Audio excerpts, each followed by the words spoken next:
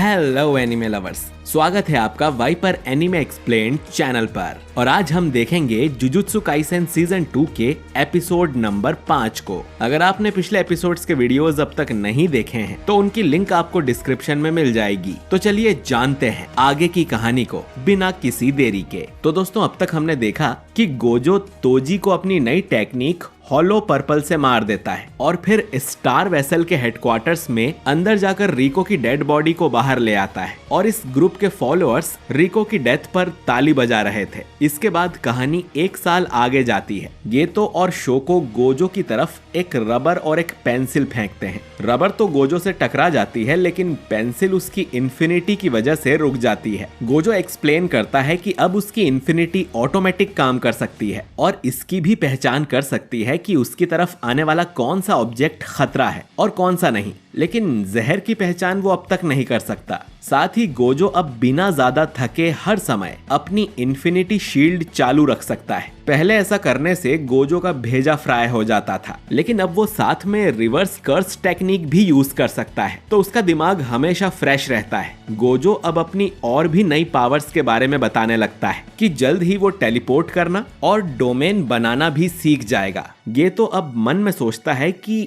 Gojo अब उससे कहीं ज्यादा आगे निकलकर सबसे ज्यादा स्ट्रॉन्ग बन चुका है। वो अकेले ही किसी भी मिशन को हैंडल कर सकता है, इसीलिए अब गेतो को भी अकेले ही मिशन पे जाना पड़ता है। और ये समर सॉर्सरर्स के लिए काफी बिजी था क्योंकि कर्स्ड स्पिरिट्स की तादाद मच्छरों की तरह बढ़ती ही जा रही थी और उन्हें एब्जॉर्ब करके गेतो थक चुका था। वो बताता है कि कर्स स्पिरिट्स का स्वाद बिल्कुल ऐसा होता है मानो उल्टी में लिपटा कपड़ा निगल लिया हो। अब गेतो अपने रास्ते से भटकता जा रहा था क्योंकि उसने इंसानों का घिनौना रूप देख लिया था। वो जुजुत्सु सॉर्सरर बना ही इसीलिए था ताकि वो नॉर्मल इंसानों की मदद कर सके, लेकिन उन फॉलोअर्स की तालियों की गूंज गेतो को अब भी सुनाई दे रही थी। शावर लेने के बाद गेतो अकेले एक कमरे में जाकर बैठ जाता है। तभी हाइबारा गेतो के पास आकर उससे बात करने लगता है और उसे बताता है कि वो एक मिशन के लिए बहुत दूर जा रहा है, तो वो उसके और गोजो के लिए कुछ खाने को जरूर लाएगा। अब गेतो उससे पूछता है कि उसे जुजुत्सु सॉर्सरर बन के कैसा लग रहा है। हाइबारा कहता है कि वो इन सब के बारे में ज्यादा नहीं सोचता, लेकिन वो खुश है कि वो अपनी पूरी कोशिश कर रहा है। गेतो उसकी बात से सहमत होता है। तभी इन दोनों के सामने एक औरत आती है और इनसे सवाल करती है कि उन्हें किस टाइप की लड़की पसंद है।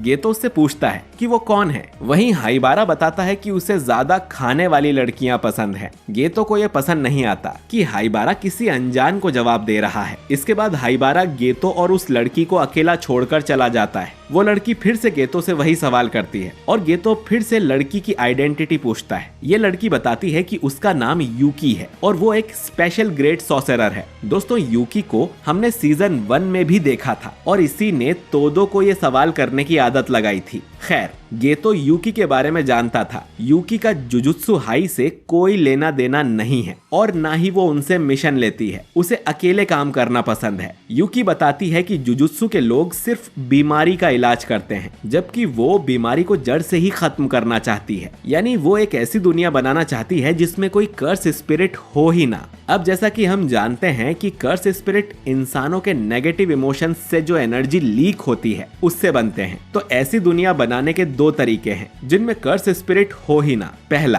कि सारे इंसानों से कर्स एनर्जी को ही खत्म कर दिया जाए, और दूसरा कि सारे इंसानों को अपनी कर्स एनर्जी कंट्रोल करना सिखा दिया जाए। यूकी को पहला तरीका ज्यादा पसंद है और उनके पास तो इसका एक एग्जाम्पल भी था, तोजी, जो दुनिया में एक लौता ऐसा इंसान था जिसके अंदर बिल्कुल भी कर्स एनर्जी नहीं थी, लेकिन हेवनली रिस्ट्रिक्शन की वजह से उसमें ताकत बहुत ज्यादा थी। वो एक सुपर ह्यूमन था जिसका कर्सेस भी कुछ नहीं बिगाड़ सकते थे। तो उससे हारने पर गेतो को ज्यादा बुरा नहीं लगना चाहिए। यूकी उसे स्टडी करना चाहती थी, लेकिन अब तो वो मर चुका। तो यूकी के पास अब दूसरा तरीका बचता है कि सभी इंसान कर्स एनर्जी को कंट्रोल करना सीख जाएं, क्योंकि जुजुत्सु सॉर्सरर्स से कभी कर्स्ड स्पिरिट पैदा नहीं हो सकते, क्योंकि उनके अंदर से नेगेटिव एनर्जी लीक ही नहीं होती, बल्कि लगातार उनकी बॉडी में सर्कुलेट होती रहती है। हाँ, लेकिन कोई जुजुत्सु सॉर्सरर मरने के बाद कर्स बन जाए तो अलग बात है, जैसे सुकुना। तो आसान शब्दों में कहा जाए तो अगर सारे इंसान जुजुत्सु सॉर्सरर बन जाएं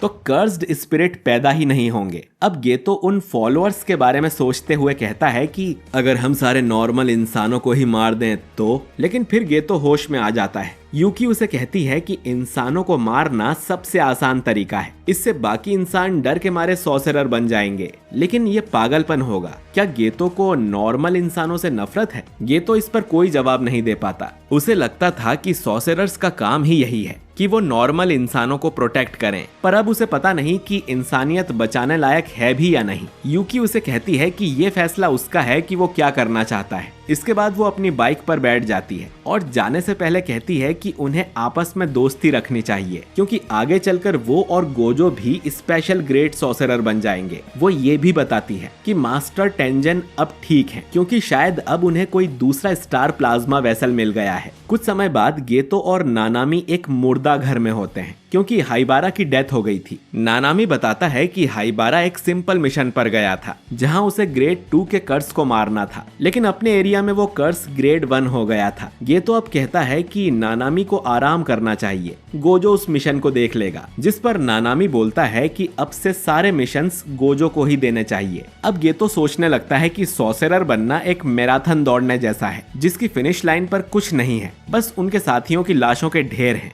अगले महीने गेतो को एक मिशन पर भेजा जाता है, जहां एक गांव के लोगों को कोई कर्स्ड स्पिरिट मारते जा रहा था। गेतो उस कर्स स्पिरिट को खत्म कर देता है, लेकिन फिर उसे 2 छोटी लड़कियां मिलती हैं, जिन्हें पीटकर एक जेल में बंद किया हुआ था। असल में ये दोनों लड़कियां सॉर्सरर्स थीं। गेतो उन लोगों को बताने की कोशिश करता है कि विलेज में हुए हादसों में उनका कोई हाथ नहीं है, लेकिन वो लोग उसकी नहीं सुनते और उन लड़कियों को मॉन्स्टर बुलाने लगते हैं और ये भी कहते हैं कि इन्हें तो पैदा होते ही मर जाना चाहिए था। अब गेतो का पूरा दिमाग खराब हो जाता है और वो अपनी ट्रू फीलिंग को अपनाकर फैसला कर लेता है। इसके बाद गेतो अपने एक कर्स को निकालकर उन सभी गांव वालों का मर्डर कर देता है। वो पूरे 122 लोगों को मारकर वहां से चला जाता है। कुछ समय बाद ये पता चल जाता है कि ये सभी लोग गेतो के कर्स मैनिपुलेशन टेक्निक से मरे हैं, जिसके लिए गेतो को मौत की सजा सुनाई जाती है। टीचर यागा ये न्यूज गोजो को देते हैं और दोनों में से कोई भी इस पर यकीन नहीं कर पाता कि उनका दोस्त इतना घिनौना काम भी कर सकता है। गेतो ने अपना खुद का विलेज भी नहीं छोड़ा था और उसने अपने पेरेंट्स तक को भी मार दिया था, जो सुनकर गोजो को बिल्कुल भी अच्छा नहीं लगता।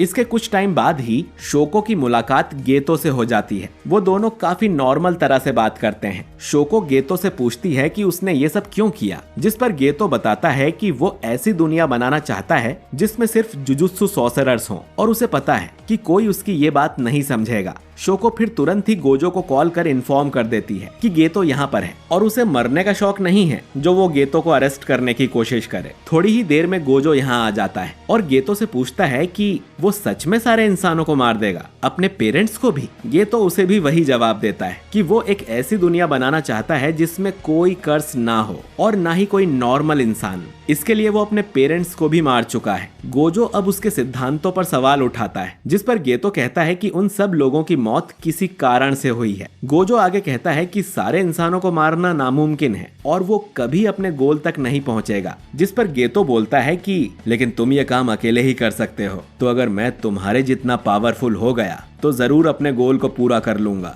और उसने अपने लिए ये जिंदगी चुन ली है। अब गेतो यहाँ से जाते हुए कहता है कि तुम चाहो तो मुझे मार सकते हो, उसका भी कोई कारण होगा। गोजो उस पर अपनी हॉलो टेक्निक पर्पल से निशाना लगाता है, पर वो अपने बेस्ट फ्रेंड को मार नहीं पाता और गेतो यहाँ से भाग निकलता है। बाद में गोजो यागा को बताता है कि वो गेतो को मार नहीं पाया। वो भले ही सबसे स्ट्रॉन्गेस्ट है, लेकिन वो उन्हें ही बचा सकता है जो खुद बचना चाहते हो। इसके बाद हम टाइम वेसल एसोसिएशन के उसी हेडक्वार्टर्स को देखते हैं। गेतो अब इस एसोसिएशन का नया बॉस बनना चाहता है, क्योंकि बंद होने के बाद भी इस ग्रुप के कई सारे फॉलोअर्स हैं। वो उनके लिए प्रीस्ट का काम करेगा और उन्हें कर्सेस से मुक्ति दिलाएगा। इससे गेतो के पास कर्स और पैसे दोनों आएंगे और हम उन दोनों सॉर्सरर लड़कियों को भी यहीं देखते हैं, जिन्हें छोड़कर गेतो ने बाकी सब का मर्डर कर दिया था। खैर, गेतो अब स्टेज पर जाकर घोषणा करता है, ये ऑर्गेनाइजेशन अब से मेरी है और मैं इसका नाम भी बदलने वाला हूँ। कई सारे लोग इस बात के खिलाफ थे, तो गेतो उसी मैनेजर को स्टेज पर बुलाता है जिसे हमने पिछले एपिसोड में देखा था, और वो सबके सामने उसे बेरहमी से कुचलकर मार देता है। अब गेतो सभी को सीधा धमकी देता है कि उन्हें उसकी हर बात माननी पड़ेगी। दूसरी तरफ गोजो को तोजी का बेटा मेगुमी मिल जाता है। वो उसे बताता है कि उसका फादर जेनिन क्लैन से था, वो यहाँ से भाग गया और बाहर आकर उसने मेगुमी को पैदा किया। जेनिन क्लैन को कर्स्ड टेक्निक से बहुत प्यार है। जब मेगुमी 6 साल का होगा तब उसे अपनी कर्स्ड टेक्निक दिखने लगेगी और फिर तोजी मेगुमी को जेनिन क्लैन में बेच देता, लेकिन उसने तोजी को मार दिया है। मेगुमी बोलता है कि उसे कोई फर्क नहीं पड़ता, वो आदमी उसे और उसकी सौतेली बहन को छोड़कर भाग गया था और कभी वापस नहीं लौटा। उन्हें लगा कि वो लोग उनके डिवोर्स के पैसों से ऐश कर रहे होंगे। गोजो अब उससे पूछता है कि क्या वो जेनिन क्लैन में जाना चाहेगा, लेकिन मेगुमी को अपनी बहन सुमुकी की चिंता थी। अगर वो वहाँ चला गया तो क्या वो अकेली खुश रह पाएगी। गोजो मेगुमी की बात समझ जाता है और उसे कहता है कि जेनिन क्लैन को वो संभाल लेगा और उनका ख्याल भी वो ही रखेगा। बदले में मेगुमी को स्ट्रॉन्ग बनना होगा। इसके बाद कहानी 11 साल बाद 2018 यानी प्रेजेंट में आ जाती है। गोजो अपनी पास्ट लाइफ को सपने में देख रहा था। उसे उसके 3 स्टूडेंट्स